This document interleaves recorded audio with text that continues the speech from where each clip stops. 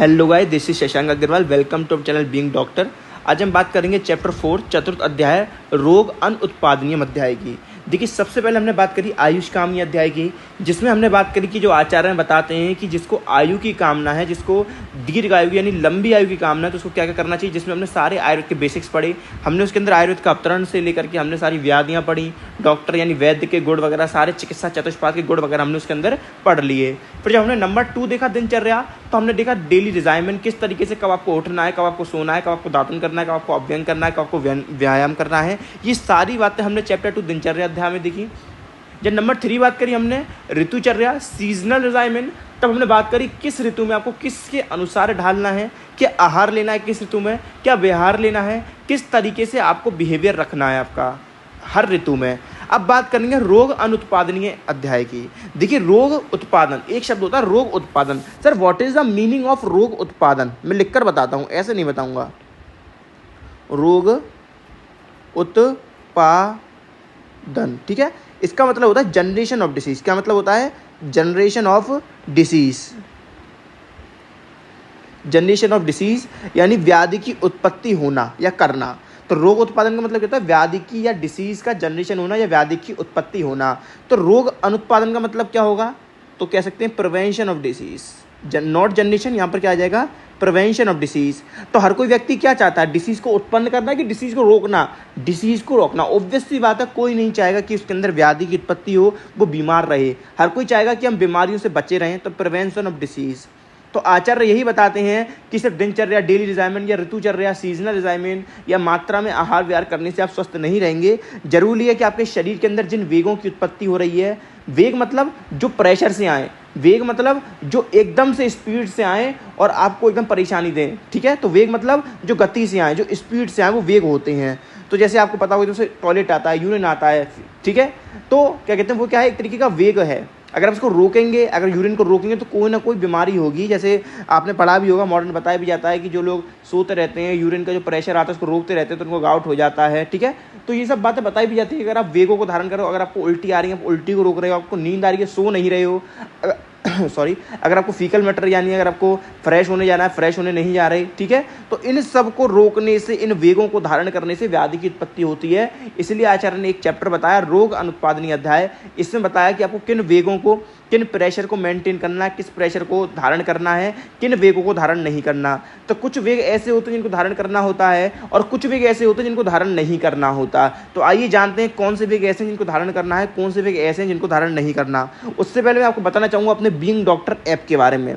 Being doctor app के बारे में आप हमारे क्या कहते हैं डिस्कशन में जा सकते हैं। आप हमारे क्या कहते हैं लिंक में जाइए, क्या कहते हैं हमारे चैट सेक्शन में जाइए, वहाँ पर आपको लिंक मिल जाएगा डिस्क्रिप्शन बॉक्स में, और वहाँ से आप डाउनलोड कर लीजिए। कोई समस्या हो तो ये मेरा नंबर, मैं इसको हाईलाइट कर दे रहा हूँ, आप इस नंबर पर कॉल कर सकते हैं, मैसेज कर सकते हैं। Related to being doctor app हमारी पेड क्लासेस चल रही हैं for first year and for second year also, ठीक है।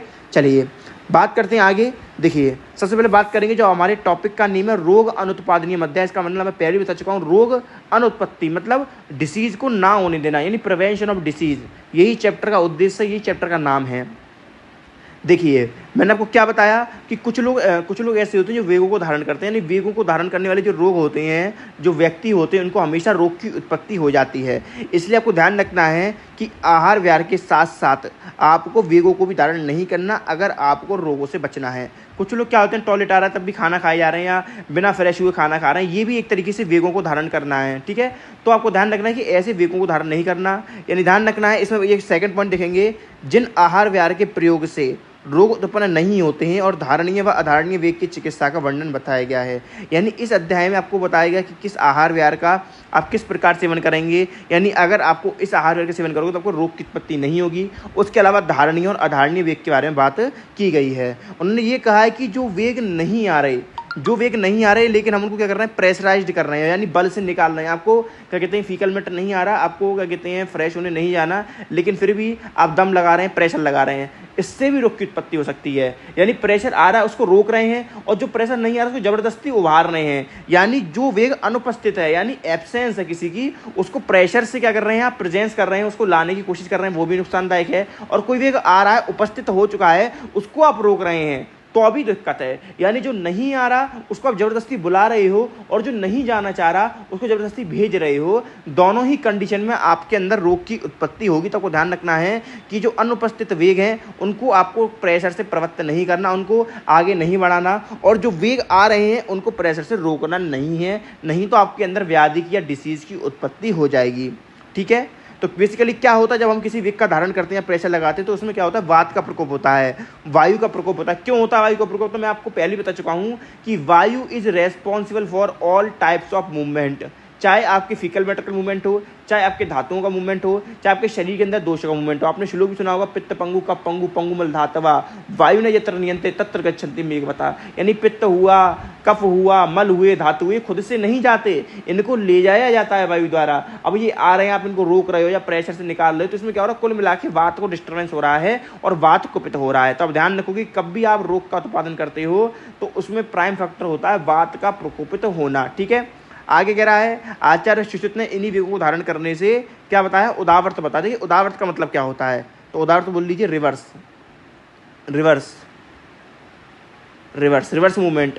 जैसे मैंने बताया जो वात है या क्या कहते हैं, या अपान वायु जो है, अपान वायु जो गैस जिसको बोलते हो, गैस पास करना, वो जनरली नीचे से आनी चाहिए, लेकिन उदावर्त में क्या होगा, ऊपर से ऊपर चली जाएगी वायु। यानी जो जनरली जो वायु का मार्ग होता है या रास्ता होता है वो कैसे होता है, अधोगति, डाउनवर्ड्स। जनरली जो वायु होती है, वायु ये कैसी जाती है, डाउनवर्ड्स जाती है, डाउनवर्ड्स, डाउनवर्ड्स। लेकिन जब ये प्रकोपित हो जाती है, दूषित हो जाती है, जब उसको धारण कर लेती है वेगों को, तो उसका मूवमेंट कैसा हो जाता है, अपवर्ड्स। कैसा हो जाता है, अपवर्ड्स। तो इसी को अपन क्या बोलते थे, उदावर्त। उदावर्त मतलब उल्टा घुमाव, उदावर्त मतलब उल्टा घुमाव। अब देखिए कुछ एक श्लोक आया है अधारणीय वेग का।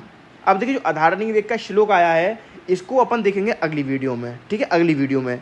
फिलहाल हमने आपको जो बताई, जो बातें बताई, इन बातों को एक बार रिपीट कर देता हूं कि पहला चैप्टर क्या है, रोग अनुत्पादनीय अध्याय। यानी इसमें हम इन बातों की चर्चा करेंगे कि कौन कौन से फैक्टर्स होते हैं या क्या क्या वो तरीके हैं जिनसे हम रोग को ना होने दें। तो हमने बताया कि दिनचर्या, ऋतुचर्या के साथ साथ आपको कुछ वेगों को धारण नहीं करना, कोई ऐसा मैटर आ रहा है तो उसको पास कर देना है, बाहर निकाल देना, उस बल को क्या कहते हैं, या उस वेग को बलपूर्वक नहीं रोकना, प्रेशर से अपनी ताकत से रोकने का प्रयास नहीं करना। ये नहीं अभी क्लास चल रही है, हम सो रहे हैं या फिर हम अभी खा रहे हैं तो हम क्या कहते हैं प्रेशर को रोक रहे हैं, ऐसा नहीं करना। इससे क्या होता है, विकारों की उत्पत्ति होती है। अब देखिए क्या कहते हैं, जो वेग हैं उनको रोकने से तो विकार की उत्पत्ति होती है ही, साथ में जो वेग हैं उनको उभारने से, उनको जनरेट करने से भी रोग की उत्पत्ति होती है। ठीक है, तो उम्मीद है आपको वीडियो पसंद आई होगी। अगली वीडियो में बात करेंगे कुछ नेम्स की।